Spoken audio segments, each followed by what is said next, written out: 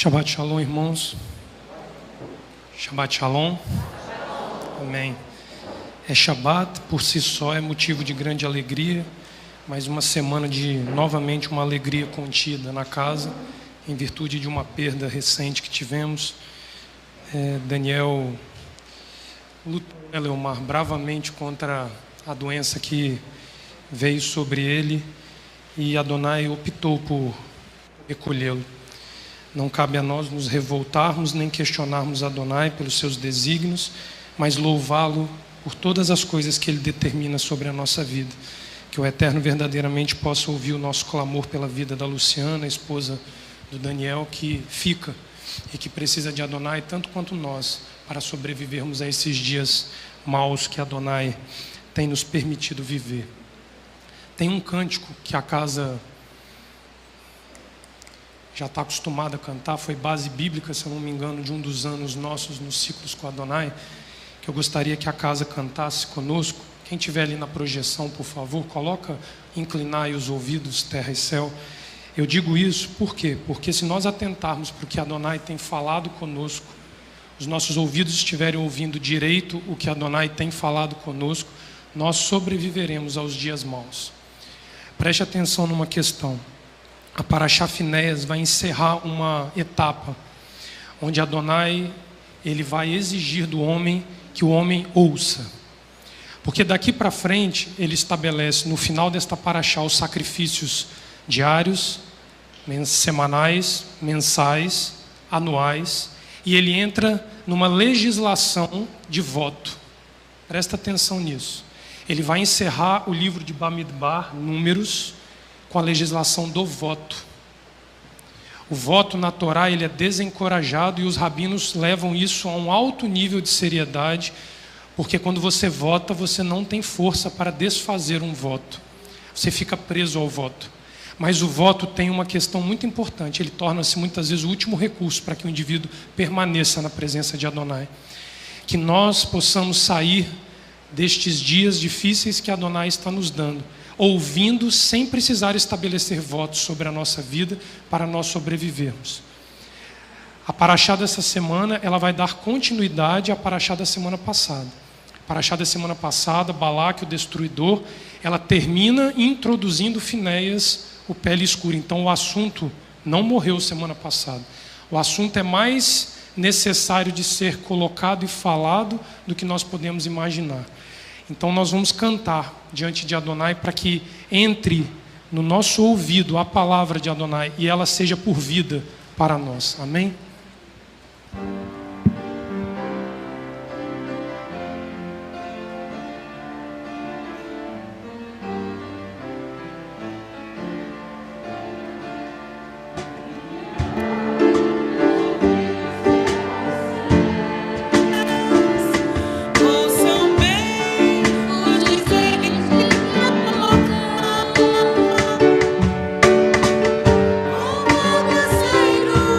Gotejando minha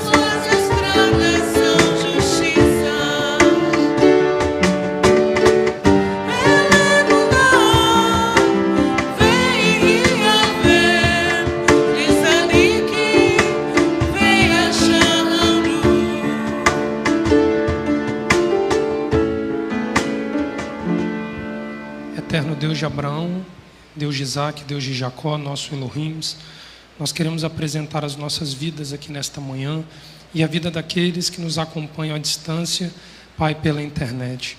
Une os nossos corações para, como um só povo, um só homem, nós nos inclinarmos diante de Ti e ouvirmos a Tua voz.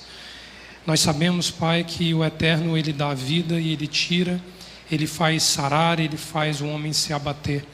Hoje nós pedimos que o Eterno sara, Pai, a ferida que nós trazemos conosco, a ferida do pecado que nós até hoje não conseguimos corrigir diante de Ti, que nos impede de adentrar e penetrar a Tua intimidade e fazer com que a Tua palavra, Pai, ela gere vida dentro de nós, para que outros usufruam desta vida. Que os nossos ouvidos não estejam cerrados, nem muito menos inclinados a ouvir a falsa doutrina que nos rodeia, mas que aquilo que Tu plantastes no nosso coração possa se exprimir, Pai, por meio de um bom testemunho e de uma boa conduta diante de Ti. Livra a nossa vida do falso profeta, do falso anunciador da Tua palavra e dos ensinos de engano, da palavra de Balaão e do tropeço que ele lançou, que ecoa até os dias de hoje. É o que nós te pedimos em nome de Yeshua, nosso Messias. Amém. Paraxá Finéias, o Pele Escura, o Anderson Artuí, que já nos introduziu a Paraxá, Números capítulo 25, 10 a 29, 40 na Torá, tradução João Ferreira de Almeida, 30, verso 1. A Haftará encontra-se em 1 Reis 18, 46 ao capítulo 19, e a Brit Hadashá João, capítulo 2, 13 a 22 e Salmo 50. Esta é a base desta semana para nós estudarmos a Torá.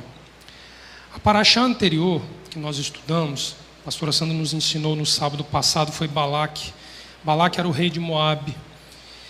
Balaque, atemorizado pela grandeza de Israel e pela potente mão de Adonai à frente de Israel, ele não encontra uma forma de derrotar Israel.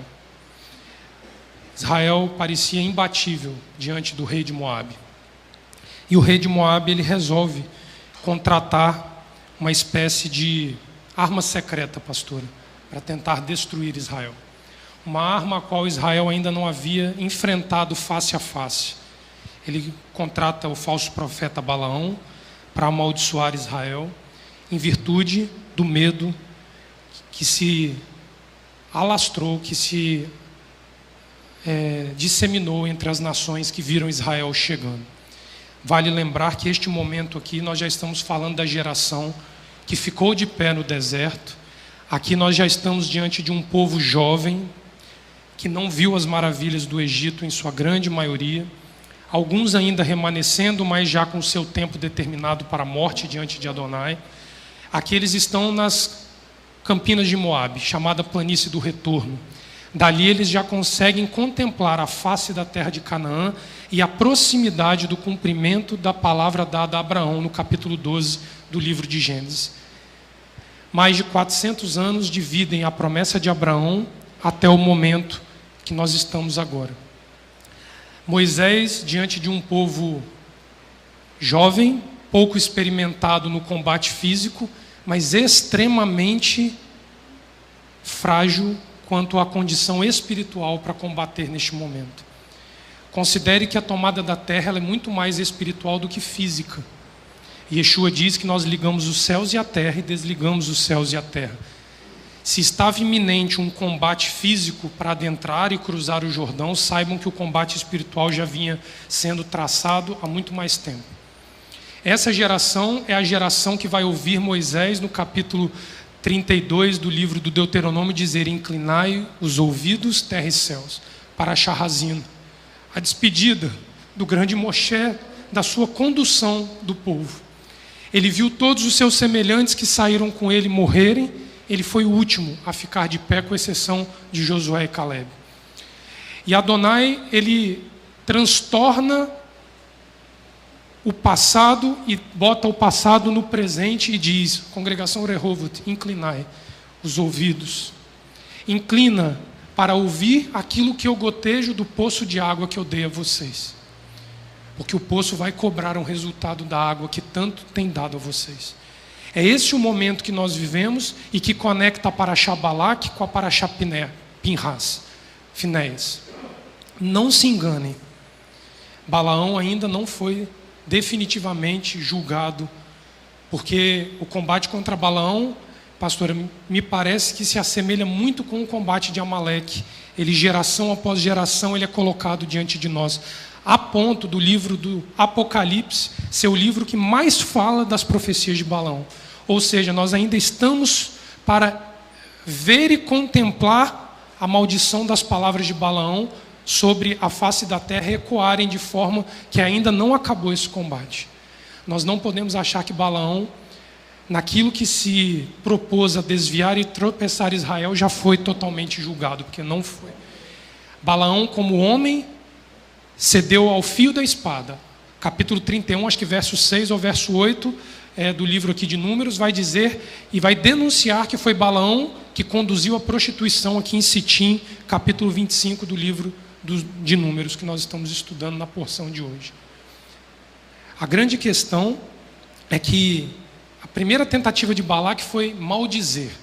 Maldizer no hebraico é harar, quer dizer prender através de encantos, cercar com obstáculos, deixar sem forças para resistir, anestesiar, imobilizar, impedir de caminhar. Ele não conseguiu fazer isso com Israel.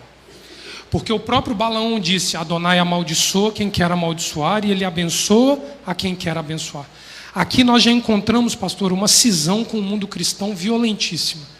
Porque o mundo cristão vive nessa batalha dos encantamentos, de que eu fui agourado, eu fui amaldiçoado, eu fui maldito por alguém, sendo que o próprio autor da maldição, Balaão, diz que só quem abençoa e quem amaldiçoa é o Elohim de Israel. Então, se eu sou abençoado por Adonai. Se eu sou amaldiçoado, eu sou amaldiçoado por Adonai. Não é o homem que tem poder de me amaldiçoar. Isso é o tal dualismo que foi falado no sábado passado. Nós temos que parar com daquela coisa mental e mística, esotérica, que eu estou num combate contra as palavras que o meu vizinho, que o meu inimigo no emprego, que o que quer a minha posição na empresa. Esqueçam isso. A Bíblia...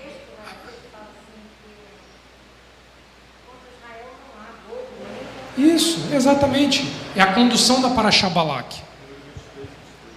Números 23. Obrigado, Leomar. A primeira coisa que nós precisamos considerar, você sabe por quê que a gente precisa entender isso? Senão eu fico, pastora, nessa subjetividade de pensamento, a minha mente flutuando, dando espaço a coisas que não são fundamentadas pela Torá, e aquilo que é estabelecido pela Torá como propósito de vida, nós esquecemos. Balaão conseguiu amaldiçoar Israel? Não. Quantas vezes nos foi dito que o telhado da casa ia cair sobre a nossa cabeça? Tem gente aí falando que tem um caixão dentro da casa e que tem mortos dentro da casa. Tem gente falando que tem uma mulher matando os homens aqui dentro da casa, porque é uma filha de Levi que conduz os homens de volta ao seu ministério levítico e de ministrantes diante de Adonai. Tolos. Porque se o telhado cair, Adonai derrubou o telhado. Se o telhado sustentou, Adonai sustentou o telhado. Se nós não começarmos a romper com esses pensamentos dos deuses, como disse o pastor na semana passada, de europeus, que na verdade começam lá no Oriente Médio, né, porque Constantino vem de lá, e ali depois os pais europeus, começando pelos chamados papas, que significam pais, né? E depois a cisão do mundo cristão antigo, tornando Calvino e Lutero pais de outra parte do mundo cristão. A palavra do Eterno diz que é o Deus de Abraão, de Isaac e de Jacó, nossos pais. Se você segue a linha dos seus pais, Abraão, Isaac e Jacó, quando desceu, pastora, se a senhora lembrar bem, ele fala assim: se me deres pão para comer, roupa para vestir e segurança na minha jornada para ir e voltar, farei de ti o meu Elohim. Ele não se preocupou se alguém ia maldizer, se alguém ia lançar tropeço sobre ele. Ele só sabia que se Adonai cumprisse a sua palavra, ele iria e cumpriria a vontade de Adonai. Assim é Israel. Assim são os descendentes de Jacó. E a Parashá vai dizer assim: e agora vai, rogo-te, a Parashá passada, maldiz este povo para mim, pois é povo mais vigoroso que eu, povo mais fértil, multiplicador de vida.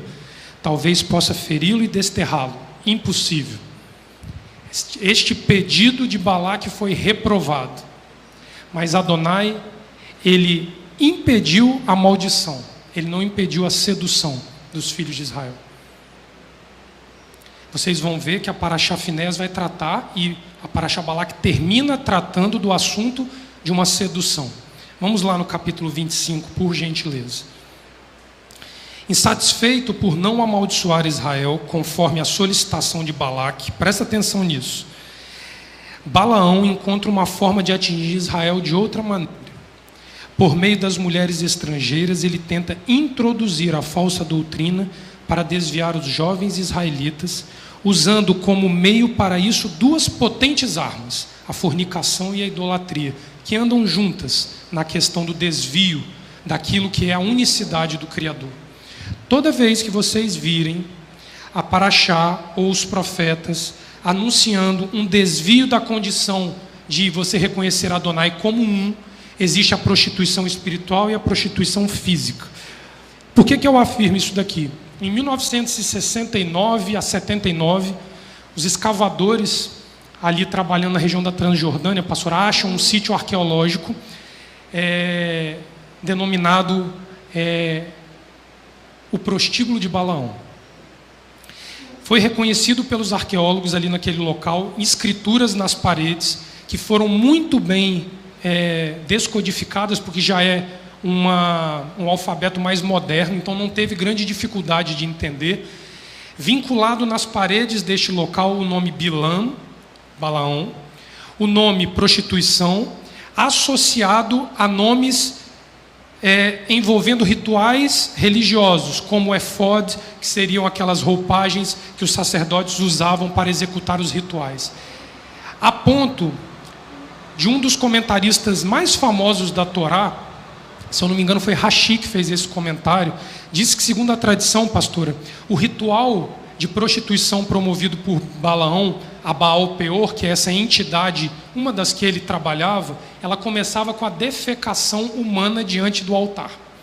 Então você ia para se prostituir com as mulheres, com o vinho, com a bebida, mas antes você dava os seus resíduos fecais a Baal Peor.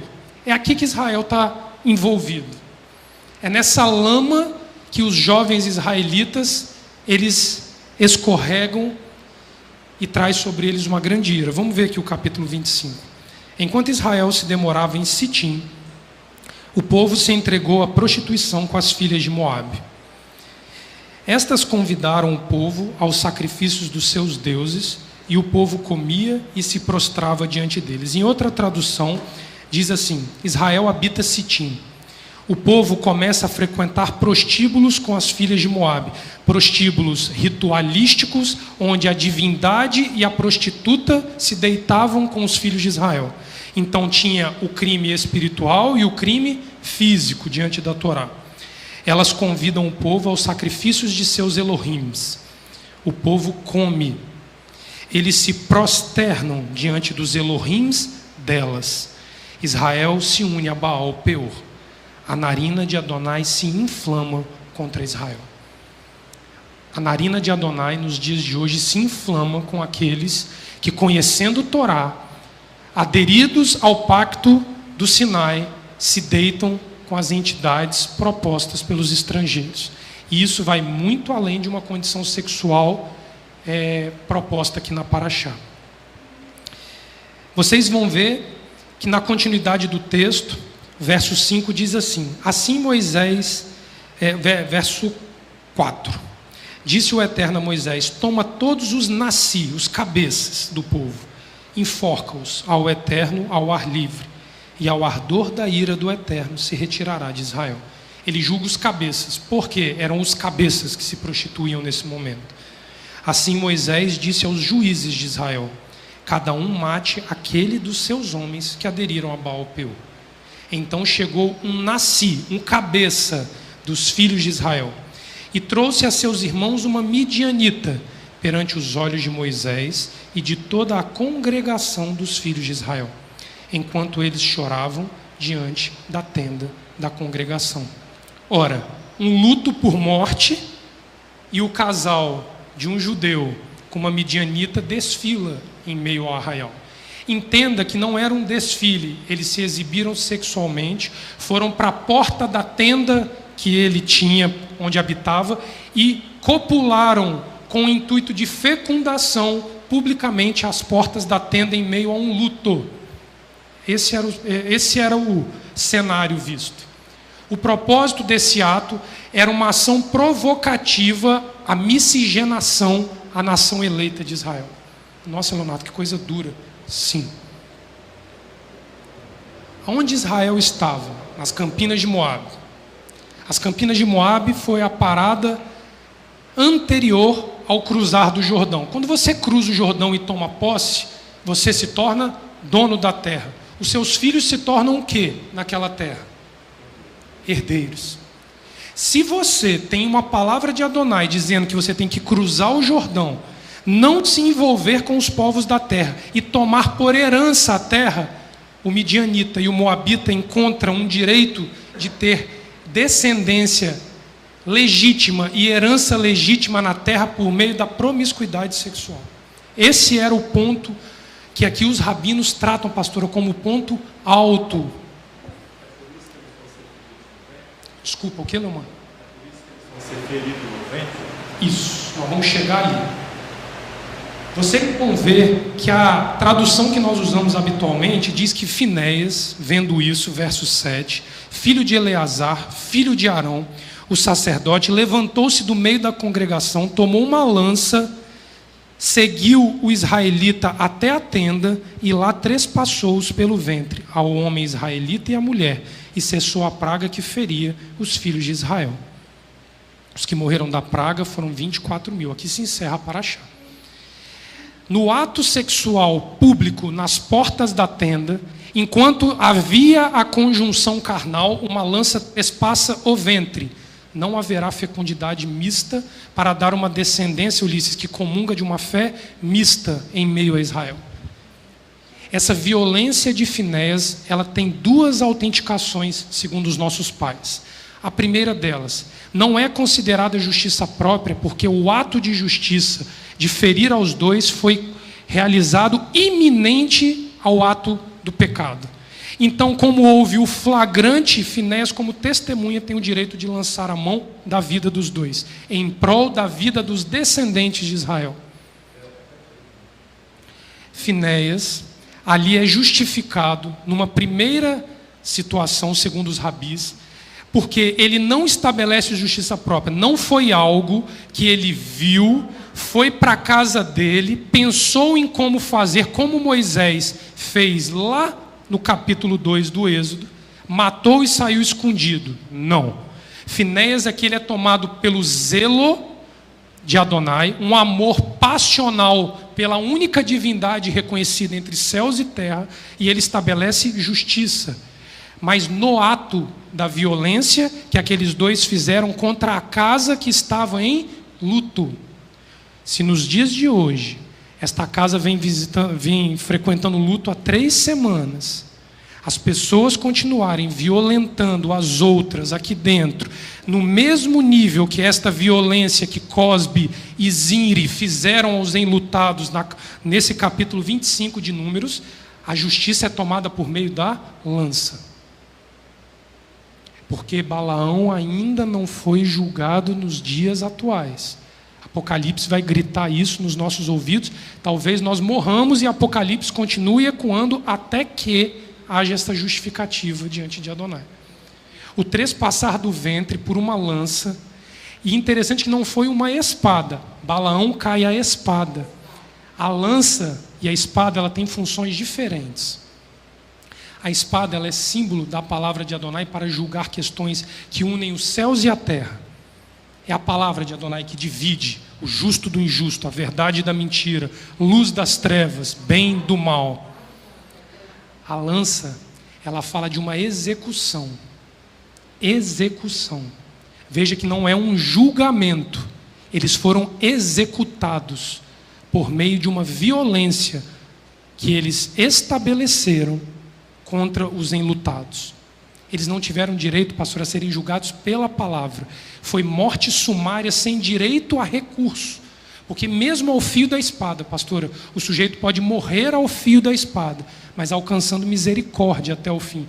Na lança é uma execução. Eles nem viram a lança chegar, eles estavam no ato sexual, em meio ao ato prazeroso, a lança trespassou e eles não viram a vida encerrar, não tiveram tempo para isso. É muito mais violento, é muito mais duro da parte de Adonai. Quando nós vemos esta questão, eu fiquei pensando, e aí eu vi um comentário do André Chorak, que eu fiz questão, Léo, de escrever na íntegra o que o André Chorak coloca. Essa ideia engenhosa de Balaão, olha como é que ele coloca. A ideia engenhosa de Balaão, ela se baseia na mentalidade dos tempos, bem que poderia ter dado certo. Mas como havia dito o próprio Balaão, Israel não podia se inserir na mentalidade do tempo. Ou seja, nos tempos onde a fornicação e a idolatria, elas são coisas que permeiam naturalmente a humanidade, ele encontra ali um fundamento para provocar o Elohim de Israel por meio da fornicação e da idolatria. Mas o próprio Balaão diz que os tempos não são suficientes sobre Israel. Aí eu fui procurar isso, é a quarta profecia de Balaão. Abre aqui a quarta profecia, capítulo 25, verso 15. Olha só que coisa interessante. 24, desculpa, perdão, isso, pastor, obrigado. Olha o que diz a quarta profecia de Balaão. Então, verso 15, proferiu a sua palavra e disse, palavra de Balaão, filho de Beor, palavra do homem de olhos abertos, palavra daquele que ouve os ditos de Elohim e sabe a ciência do Altíssimo. Ele tem a visão do Todo-Poderoso, cai em êxtase e tem os olhos abertos. Vê-lo-ei, mas não agora. Olha a questão temporal. Ele está falando de Israel. Vê-lo-ei, mas não agora. Contemplá-lo-ei, mas não de perto. Uma estrela procederá de Jacó, e de Israel subirá um cetro que quebrará as têmporas de Moabe e destruirá os filhos de Sete. Edom será conquistado. E Seir, seu inimigo, também será conquistado. Mas Israel fará proezas. Um dominador sairá de Jacó e destruirá os sobreviventes da cidade. Israel não fica limitado a profecias no tempo presente. Ele vive o ontem, o hoje e o amanhã, porque Israel pertence ao único Elohim sobre o universo. Então, quando Balaão, na sua mente doentia, o homem que conhecia a ciência da mente de Elohim, tinha uma mente tão deturpada que não conseguiu acompanhar que Israel é atemporal diante de Adonai. Se você amaldiçoar hoje, você não adianta nem amaldiçoar amanhã, nem o ontem. Israel, você não alcança. E aí, o complemento do comentário do André Chorak diz assim, mas como havia dito o próprio Balaão, Israel não podia se inserir nesta mentalidade de tempo, pois além do contexto histórico, social e geográfico que se encontrava, era um povo que incubava um Messias para a humanidade. Era um povo gerando o dominador que viria com seu cetro para julgar a humanidade. Então pode vir Balaão, pode vir Balaque, pode vir o falso profeta no nosso meio, pode vir aquela que quer ser sacerdotisa no nosso meio, pode vir aquela que quer ser profeta e se anuncia como profeta, pode ser aquele que quer ser o grande mestre no nosso meio. Israel, o nosso povo, está incubando um Messias que quando vier vai passar um fio, um cordel de julgamento, diz Zacarias, que a face da terra não vai suportar a presença desse cordel. O Léo, interessante que todo aquele que adere a esse Elohim, ele está livre de todas essas maldições, numa adesão perfeita, numa fé e fidelidade de justeza, sem limite, está livre desta maldição. Amém.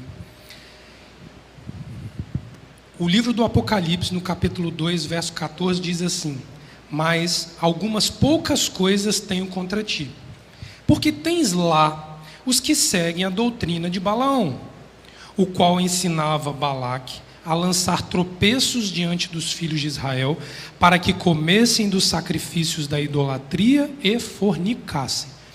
Isso daqui entra dentro de uma questão que, se nós não tivermos tempo de abordar agora de manhã, Leomar, a gente aborda à tarde, é que o ritual sacrificial de Adonai envolve adorar Adonai como único Deus e comer na mesa do sacrifício. Então ele te bota para adorar múltiplos deuses e comer na mesa dos deuses aquilo que foi desviado da presença de Adonai.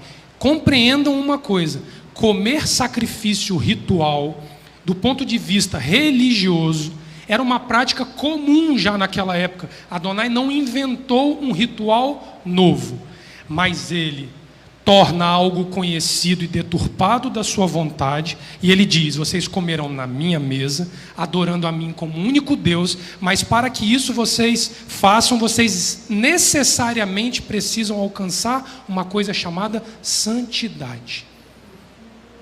Então ele diferencia-se dos demais deuses, que também faz você comer na mesa e o adorá-lo pelo padrão de santidade que ele embute aos seus adoradores. Aí ele seleciona, aí vai ter um censo.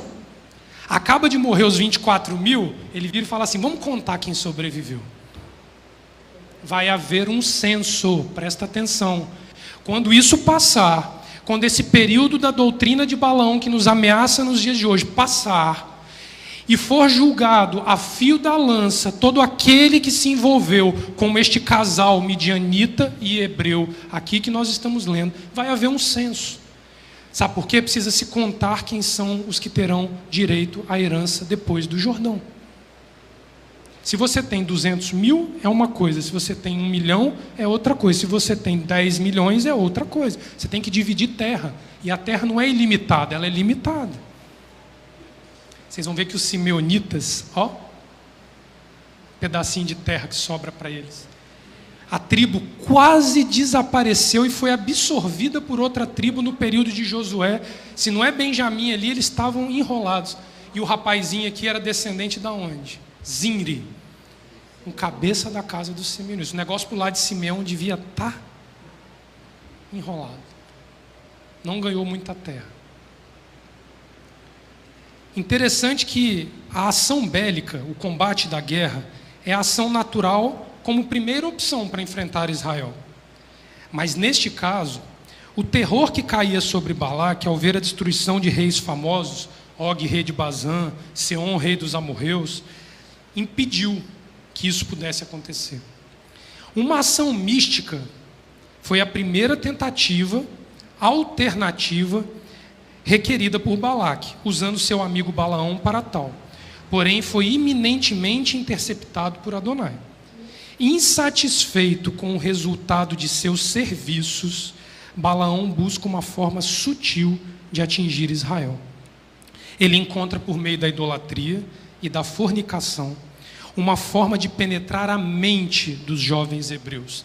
Até então, um golpe que Israel não havia sofrido. O problema até então estava no coração, presta atenção, onde a Torá é plantada. A geração que sai do Egito sai carregando leis, normas e condutas no coração que divergem das condutas de santidade da Torá. Essa foi a reprovação que fez os que saíram do Egito caírem no deserto. Não conseguiam ter a Torá exclusivamente no coração. Estes que nasceram no deserto conheciam Torá, tinham Torá plantada no coração, mas Balaão descobriu que a mente, pastora, seria um meio pelo qual aquilo que estava plantado no coração poderia não ser aplicado na vida do indivíduo. Então, eu já falei isso, eu vou repetir. Para que eu e você estejamos de pé diante de Adonai, precisa ter o coração e a mente no lugar. Mente equilibrada com coração desviado não serve. Coração com Torá, com mente desequilibrada, também não serve. O homem é formado de intelecto e de alma. São duas características que fazem do homem um ser peculiar no ato da criação. Pois não? Léo, por isso que a gente ouve alguns jovens falarem aqui. Amém. Mas não é assim. Será Não que Elohim é assim. está falando conosco verdade. mesmo? Tem jovem perguntando isso. Isso. Não é assim. Espera aí, está exigindo demais. Não funciona assim.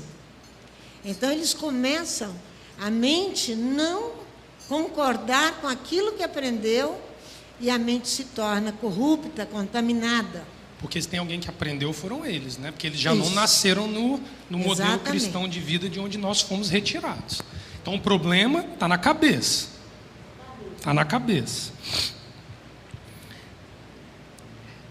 Quando o Balaão encontra um meio de atingir e penetrar a mente dos hebreus, ele consegue atacar um ponto essencial na relação de Adonai com o seu povo. Porque ele desqualifica Adonai naquilo que foi a sua ação inaugural para a assimilação do Elohim de Israel pelo seu povo. Então olha a maldade de Balaão. Naquilo que Israel se identificou com o Deus de Abraão, de Isaac e de Jacó, Balaão descobriu que uma mente desviada desta conexão desviaria toda a casa de Israel. E qual é essa característica que une o povo, Israel, ao seu único Elohim? O caráter libertador de Adonai. Vai lá no Êxodo capítulo 6, versos 6 a 9. As 4 taças de Pêssah, que a gente tanto bate aqui durante a celebração do Seder. O povo de Israel, descendência de Jacó no Egito, 400 anos depois, só se identifica com Moisés e Arão e ao Deus o qual eles representavam, porque ele disse: eu sou o Elohim que vos libertará, porque foi a promessa dada a Abraão. A tua descendência será cativa, mas eu os libertarei. Por isso, nos dias de hoje, nós precisamos compreender que Elohim é um Elohim que liberta a mente e o coração. Mas nos dias de hoje, o que está pegando no nosso meio é a mente. Mente doente precisa ser liberta por Adonai, porque ela está cativa a outro que não o Elohim de Abraão, de Isaac e de Jacó. Olha o que diz o verso 6 do capítulo 6 de Êxodo. Shemot. Portanto, dize aos filhos de Israel: eu sou o Eterno. Eu vos tirarei de debaixo da carga dos egípcios. Eu vos livrarei da servidão. Eu vos resgatarei com o braço estendido e com grandes juízos. Eu vos tomarei por meu povo, e serei vosso Elohim, e sabereis que eu sou o Eterno, vosso Elohim, que vos tiro de debaixo da carga dos egípcios. E eu vos levarei à terra, acerca da qual levantei minha mão, jurando que daria a Abraão, a Isaque e a Jacó, e vô-la darei por herança, eu, o Eterno. Deste modo falou Moisés aos filhos de Israel, mas eles não ouviram a Moisés por causa da angústia de espírito e da dura servidão.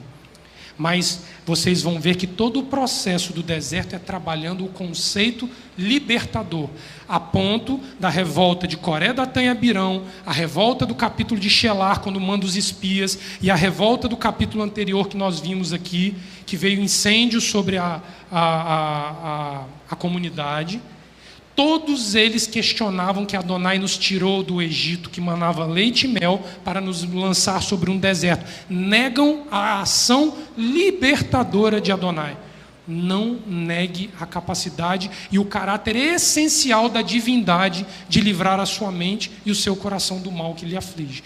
A ponto do primeiro dos mandamentos ser, na íntegra: eu sou o Eterno teu Elohim, que te tirei das mãos do Egito. Não terás para ti outros deuses. Esse é o primeiro mandamento. O segundo é: não farás para ti imagem de escultura. Mas o primeiro é: eu sou o Eterno teu Elohim, que te tirei da escravidão egípcia. É o caráter libertador de Adonai. Reconhecer Adonai como um é reconhecê-lo como Elohim libertador. Se eu e você temos mente cativa, nós não aderimos o suficiente para testemunharmos que somos livres diante de Adonai. E está pegando isso no nosso meio com força. Por gentileza, pastor.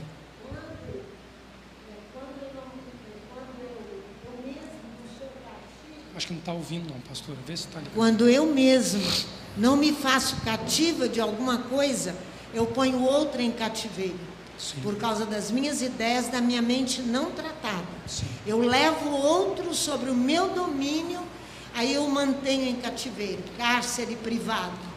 Balaão conhecia a mente Exatamente. de Adonai e conduziu o povo a se desviar de Adonai. Exatamente, para manter o povo cativo aos deuses. Está aqui dentro, ouvindo a palavra, conhece Torá e desvia o seu semelhante. É isso que está pegando. É isso Não dá aí. para ser econômico nas palavras, me perdoe. Porque Adonai disse, aproveitem a oportunidade enquanto podem falar sobre isso com o povo. E tinham mais 3 testemunhas ouvindo isso que eu ouvi. O comentário rabínico, ele afirma que Israel costuma ser atacado basicamente de 2 maneiras. A primeira delas é o confronto bélico, onde normalmente Israel se apresenta soberana e altamente preparada, sendo impenetrável quando a luta pela causa da justiça e da verdade. Ou seja, quando Israel está alinhadinha com Adonai, é impossível belicamente derrotar Israel. Impossível. Quando Israel caiu, é porque Israel estava desviada de Adonai. Pois não, minha irmã?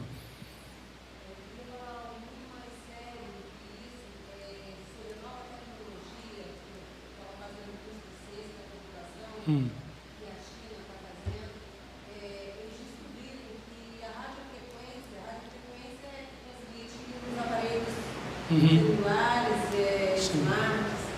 Eles descobriram que no nosso tálamo, perto da glândula pineal, né, o tálamo que é responsável pelo nosso fazer mais positivo e coisas mais negativas, né? Eles descobriram que eles estão usando essa radiofrequência no tálamo. E falaram que a grande doença do século é a depressão. Irmã, você me perdoa só num assunto, para a gente poder dar continuidade. Esse problema é mínimo perto do problema espiritual vigente. Porque a palavra de Adonai, ela penetra mais do que o tálamo. O tálamo é uma parte do cérebro limitada do homem. O homem não tem penetração, nem o próprio homem consegue penetrar o tálamo. Mas presta atenção, minha irmã, o problema é o desvio da palavra de Adonai.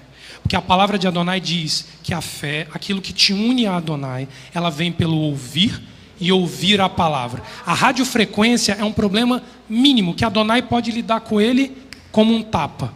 Este problema da questão envolvendo a doutrina de Balaão, ela ecoa no interior da alma do homem e no subconsciente, lugar que nem o tálamo consegue penetrar. O tálamo não tem função...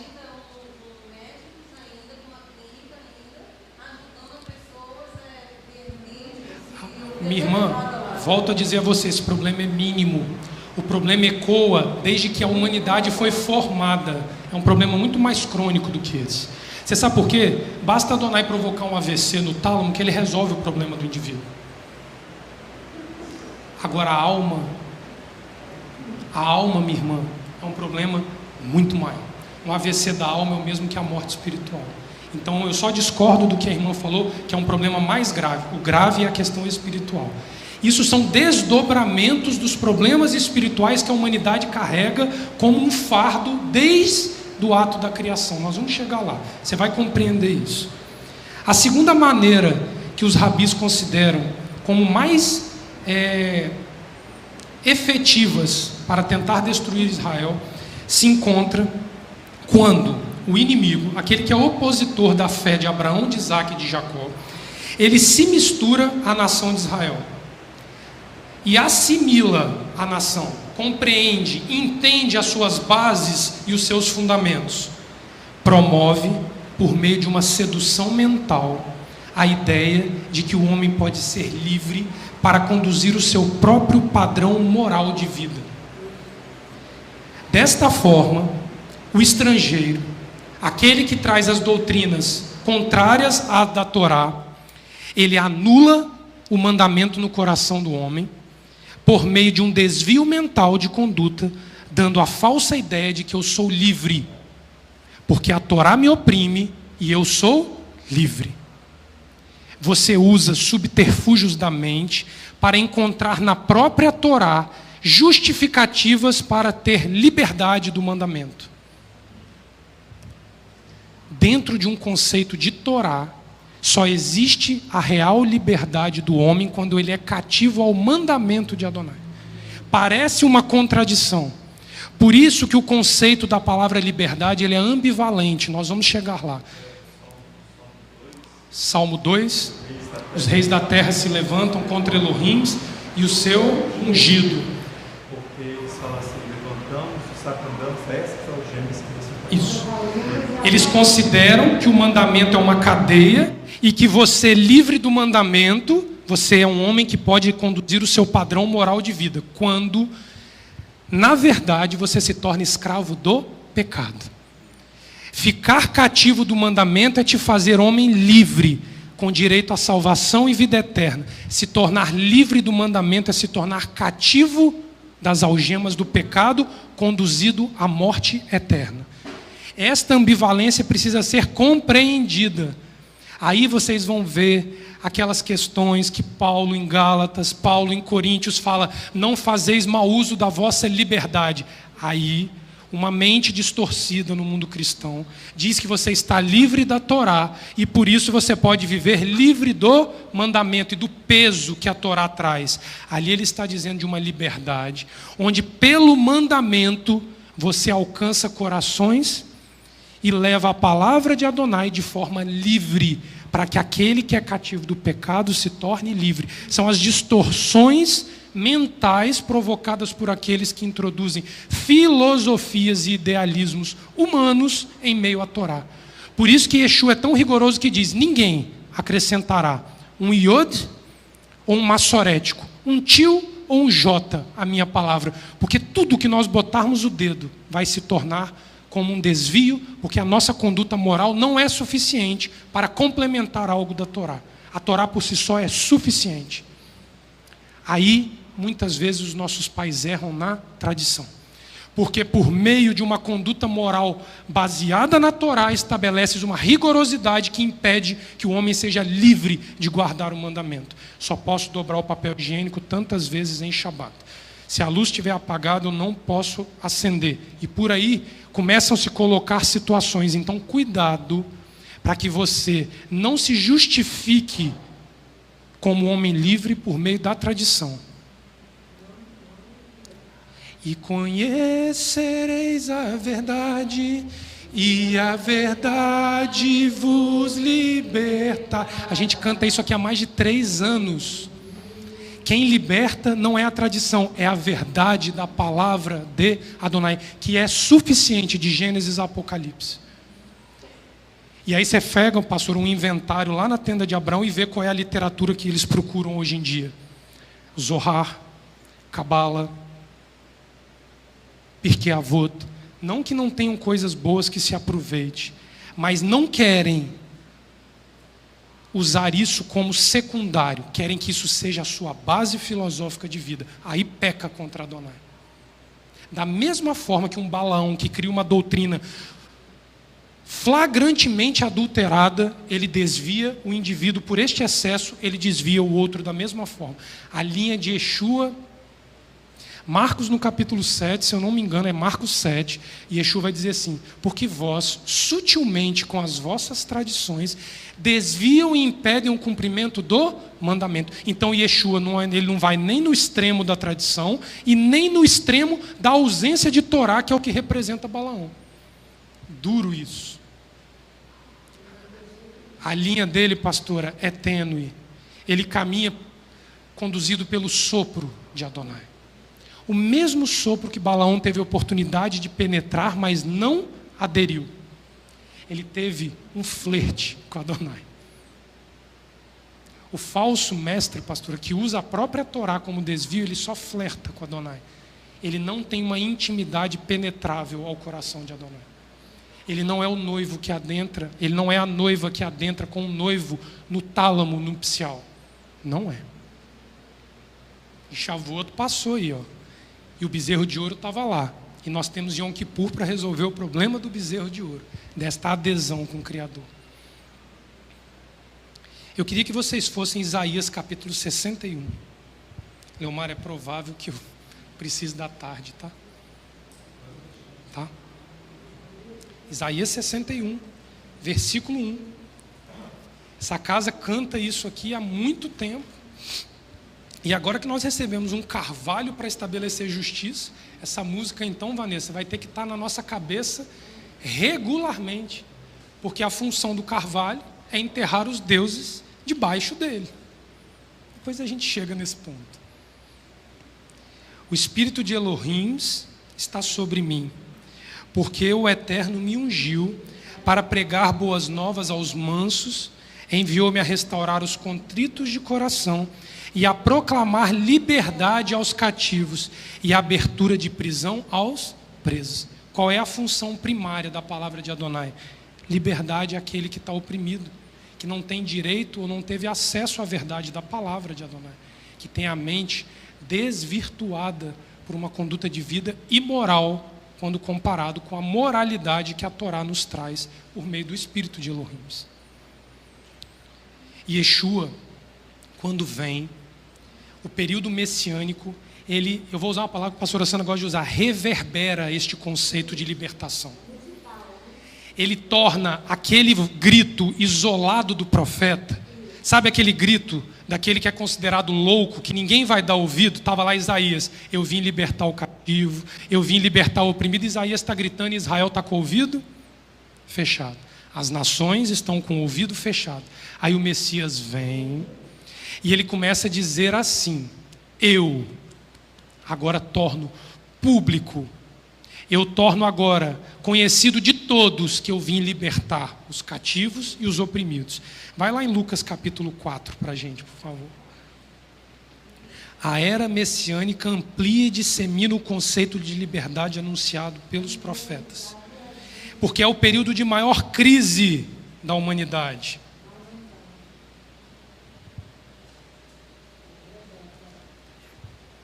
Eu lembrei da senhora com esse termo, reverbera, porque vai ser como uma canção a liberdade. Por isso que nós cantamos, inclinai os ouvidos, porque vai ser ao som de uma música que o Messias vai vir e vai libertar e vai trazer vida ao que está preso. É o ruído das águas, que é um dos eventos anuais oficiais da Associação Aleph Bet, que cada ano aumenta o tom um pouquinho e acrescenta instrumentos e vozes para que este som ele alcance cada vez mais. E debaixo do carvalho você vai ver que ele toma um eco não visto outrora. 4:14. Então, pelo poder do sopro, voltou Yeshua para a Galiléia e sua fama correu por todas as regiões circunvizinhas. Ele ensinava nas suas sinagogas e por todos era louvado. Chegando a Nazaré, onde fora criado, entrou num dia de Shabat na sinagoga, segundo o seu costume, e levantou-se para fazer a leitura. Ele foi um ministrante neste dia. Foi-lhe dado o livro do profeta Isaías. Então foi lida a Haftará. Ao abrir o livro, achou o lugar onde estava escrito. Para só um pouquinho aqui, eu já falei isso, mas eu vou contextualizar de novo. Qual é a porção da Torá que tem por Haftará Isaías capítulo 61? Parashá Nitzavim. Parashá Nitzavim encontra-se no livro de Deuteronômio, finalzinho de Deuteronômio, e ela é sempre estudada ou no Shabat que antecede Yom Kippur, ou até mesmo na semana de Yom Kippur. Então Yeshua estava há poucos dias celebrando um novo ano, Rosh Hashanah, e estava marchando rumo a Yom Kippur. Nós estamos com uma pendência a ser resolvida até Yom Kippur. E o que a Parashá que anuncia Yom Kippur vai falar? Liberdade ao cativo. A Parashá é Isaías capítulo 61, verso 18. O Espírito do Eterno está sobre mim, pelo que ele me ungiu para ensinar aos pobres, enviou-me para apregoar liberdade aos cativos, dar vista aos cegos, pôr em liberdade os oprimidos e anunciar o ano do Yovel, o ano aceitável de Elohim, o jubileu, onde todos Os cativos obrigatoriamente são livres. Dizem os rabis que a volta messiânica caracterizará um iovel permanente. Nós viveremos o jubileu porque o Messias é o homem com o poder de permanentemente nos tornar livres do pecado. Nós viveremos um permanente jubileu. Esta casa foi entregue em jubileu para nós. Por isso que o poço está sendo cobrado 7 anos depois de ter sido reaberto. Rehovot, poço chamado Rehoboot, que Isaac reabre, poço que já outrora estava cavado. É o ensino da semana passada, de onde vai brotar água de forma permanente. Fechando o livro, devolveu o assistente e assentou-se. Os olhos de todos na sinagoga estavam fitos nele. Então começou a dizer-lhe: hoje se cumpriu esta escritura em vossos... Olha o problema dos dias de hoje. Yeshua vem, ele se identifica como Mashiach, ele se inclui no capítulo 61 como autor da libertação da humanidade. E ele agora vem dizer: aqueles que me ouviram têm que saber se ouviram e seguirão, ou ouviram e me reprovaram. É o problema dos dias de hoje. Está sendo ensinado uma Torá à luz do Espírito, e está havendo falsos mestres incitando a mente de pessoas de dentro da casa a se desviarem. E Yeshua se apresenta e diz: vocês vão me seguir e libertar cativos, ou vão se desviar pela doutrina de Balaão nos dias atuais? Rehovot, esta é a pergunta vigente dos dias de hoje até Yom Kippur. Responda para você mesmo. Porque se você voltar na Paraxá, a questão sexual, quando nós entendemos esta voz de Yeshua, ela se torna secundária. Sim. O problema não foi a copulação rumo à fecundidade. Isso tem um peso enorme. Tanto é que eu fiz questão de falar aqui. Mas a questão que maior incrimina o simeonita e a midianita é o fato de que ela, uma seguidora de Balaão, com prazer de desviar, e ele, um hebreu dividido, que se permite a seduzir. Existe a lei para o que seduz e a lei ao que se permite ser seduzido. Os dois foram encontrados em falta, porque se o simeonita fosse inocente, a lança só trespassaria a mulher, mas trespassou os dois. Então ele gostava de ser seduzido, e o sexo é a maneira mais comum nos dias de hoje de se desviar, porque é altamente disseminado e vincula-se com a ação religiosa, a ponto de Deus ter descido dos céus e copulado com Maria para gerar um filho misto, meio Deus, meio homem. A internet está cheia dessas porcarias ensinando isso. Que Yeshua tinha metade dos cromossomos que caracterizam as células de um ser humano. Só metade, porque uma era da divindade. Isso é algo que passa pelo radar das pessoas com uma facilidade absurda. E de repente, Deus Pai, ele copula com nossa mãe, Maria, e gera um filho. Bereshit bara Elohim et hashamayim ve'et hashamayim. No princípio, criou Elohim os céus e a terra. E haja luz e houve luz. E Yeshua diz: eu sou a luz do mundo. Não foi o sol criado. Yeshua antecede Miriam, Maria, a formação dele é divina. Adonai só usou um ventre para dar a ele uma forma de vida natural, para ele se assemelhar ao humano desde o ventre. Essa foi a função de Miriam. Depois ela copulou com José e teve outros filhos. Sim. Mulher com direitos matrimoniais adquiridos no casamento com José. Ela copulou com José e teve filhos. Ela não é a Virgem Maria. Quando diante da Torá, Yeshua vai continuar dizendo assim, verso 22. Todos lhe davam testemunho e se maravilhavam das palavras de graça que saíam da sua boca e diziam: não é este o filho de Yosef? Ele lhe disse: sem dúvida me direis este provérbio: médico, cura-te a ti mesmo. faze também aqui na tua terra tudo o que ouvimos ter sido feito em Cafarnaum. Continuou ele: em verdade vos digo que nenhum profeta é bem recebido na sua própria terra. Em verdade vos digo que muitas viúvas existiam em Israel nos dias de Elias, quando o céu se cerrou por 3 anos e 6 meses, de sorte que em toda a terra houve grande fome. Mas a nenhuma delas foi enviado Elias, senão a uma viúva de Sarepta, de Sidom, uma estrangeira. E muitos leprosos haviam em Israel no tempo do profeta Eliseu, e nenhum deles foi purificado, senão Naamã o sírio.